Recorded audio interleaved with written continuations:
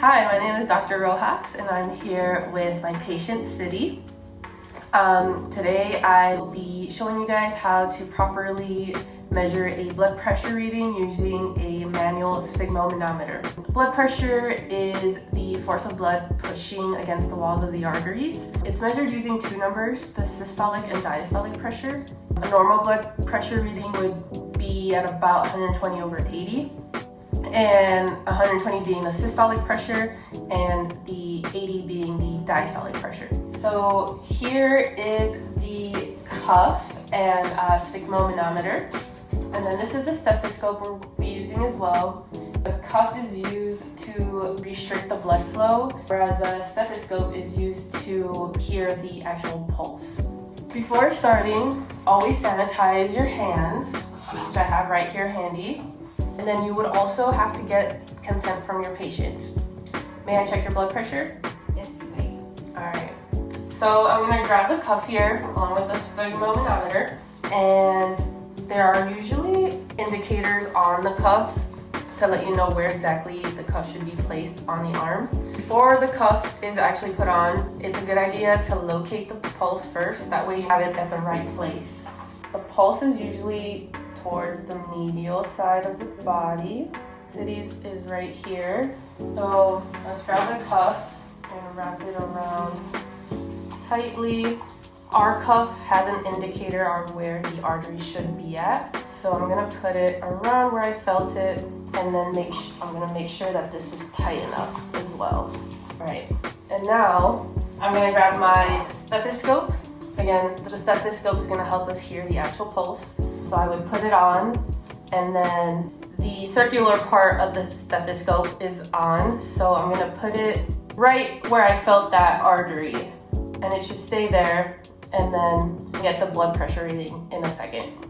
Once the round part of the stethoscope is directly above the artery, that's when we start pumping air into the cuff. I will be pumping air until we get to that 180 to 200 mark. Once we're there, I'm gonna slowly release the air, and I'm gonna look out for that first systolic number.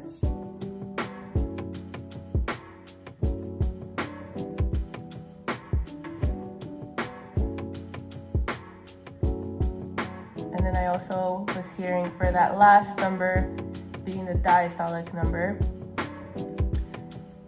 For City here, that systolic was between the 100 and 120 mark, and her diastolic was between the 60 and 80 mark.